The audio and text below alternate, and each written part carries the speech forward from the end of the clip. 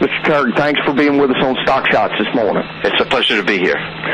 These have been turbulent markets. Would you tell us what you do at Gold Money, and then we'll talk a little bit about your outlook for gold? Yeah, what we've done with goldmoney.com is created a very easy, convenient, economical, but very safe way to buy and sell gold and silver. And you have the opportunity to store that gold and silver in vaults either in London or in Zurich at your choice. We're storing right now about $550 million of gold and silver for our customers.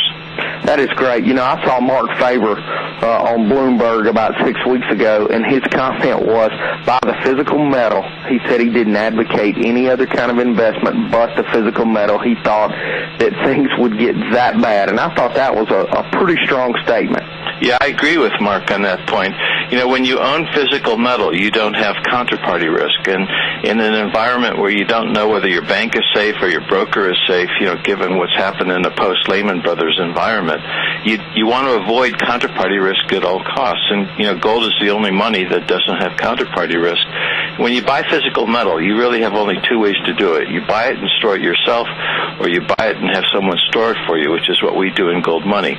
But if you choose the second option, you have to make certain that the assurances of integrity are there, that your gold is safe. So look at some of the things we do at Gold Money in terms of governance procedures, audits, and things of that nature, and make sure whoever you use to store your metal does the exact same thing we're doing at Gold Money. Well, you know, you mentioned a pretty big word that has been lacking on Wall Street apparently for years, and that's integrity. And I think that's one of the scary things, and as a stock trader, I think that's one of the most frustrating things.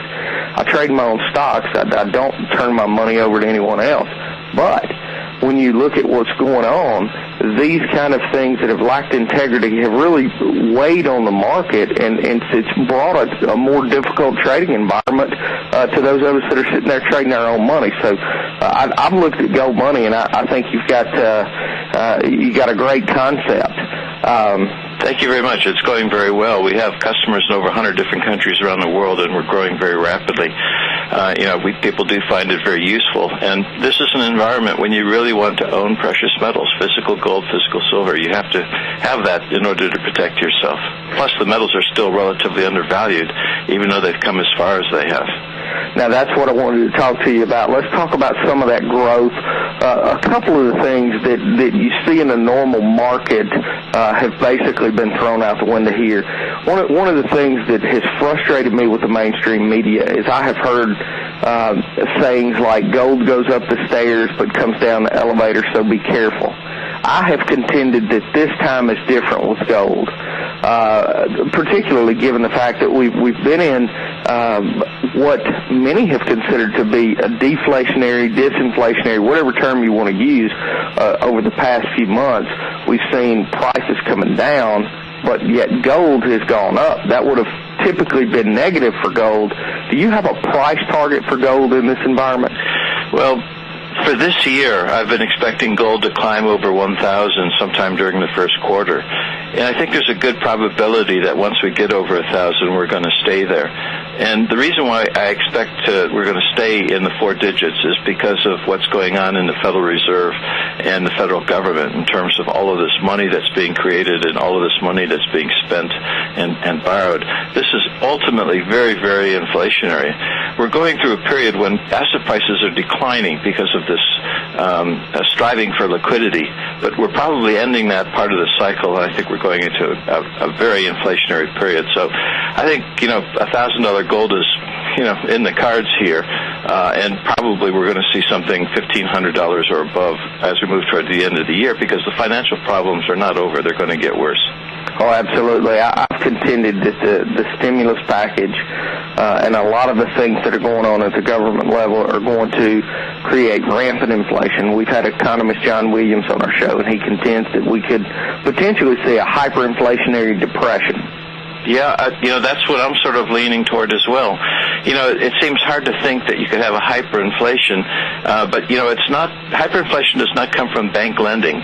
It comes from government spending. When government spending is out of control, and when there's no discipline on the amount of money that can be created, the central bank, which is a captive of the government, just creates whatever amount of currency the government needs to meet its spending aspirations. And, that's what happened in Weimar Germany, that's what happened in Latin America in the 1980s, and that's what's happening in Zimbabwe today. There's no control on the money creation process or politicians' propensity to spend. And given some of the spending programs that are being put together, the bailouts, the stimulus, and everything else, we're having a horrific increase in government spending, and that's what causes inflation, if not hyperinflation. Well, and one of the things that has bothered me is not only are we spending, but we seem to be incentivizing, and don't get me wrong, I would be the last one to want to see anyone lose their home. But for those people that bought beyond their means, it seems like now we've got some programs that are actually incentivizing people not to pay their mortgage, at least over the short run. And I think that phenomenon is going to, when we pay the piper, it is going to create even worse inflation than we would have seen if we had let some of those bankruptcies happen. Yes, it's also creating more dependency on the government, which is not what made this country great. What made this country great was individual responsibility, taking care of ourselves and our family, and not looking to the government, to solve every problem there is out there. And this dependency on the government, I think, is another factor that's going to create hyperinflation. People are looking to government to solve every problem out there, but that's not the way the world works.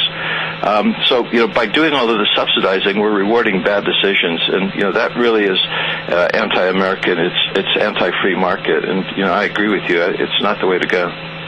Well, let me ask you this. Can you give us your outlook on the difference between gold and silver? Now, I follow gold, and I think many more of our viewers probably know what they're looking for and what factors will drive up the price of gold. But can you give us a little insight on silver? Because it's a much less talked about metal, but not necessarily much less valuable in terms of where we are at this point. Yeah, I agree. I'm actually more bullish on silver than I am on gold. The problem, though, with silver is it's extremely volatile relative to gold. And as a consequence, silver's not for everyone. That volatility can be heart-stopping. And, just to give you an example of, we've just seen it here over the past 3 months.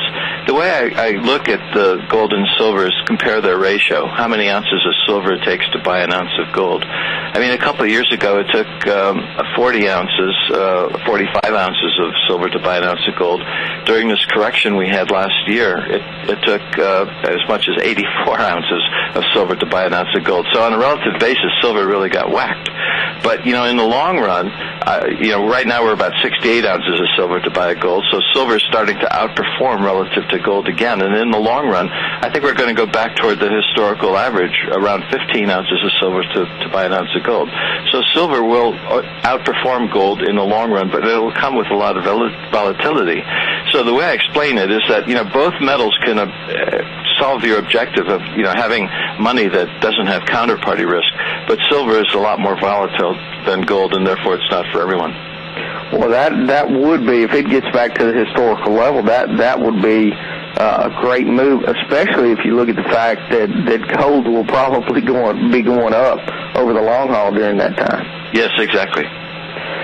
Do you do anything with platinum, or do you only do silver and gold at Gold Money? At Gold Money, we only right now do silver and gold. We've looked to add platinum, but it's been difficult to find a reliable source of supply, and so as a consequence, we've stayed away from it, but we're continuing to investigate it. There's a lot more platinum available now because of the collapse of the automobile industry, and hopefully we'll be able to develop a supplier for us. But, again, platinum can be, it's an industrial metal. It's not really a monetary metal like gold and silver, which is both monetary and industrial. Platinum is pure industrial. So, it moves more from industrial and economic factors than it does monetary factors, but it can still be used as a store of value.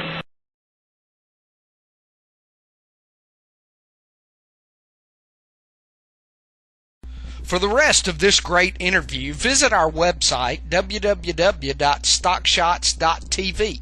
That's www.stockshotz.tv. Thank you for listening.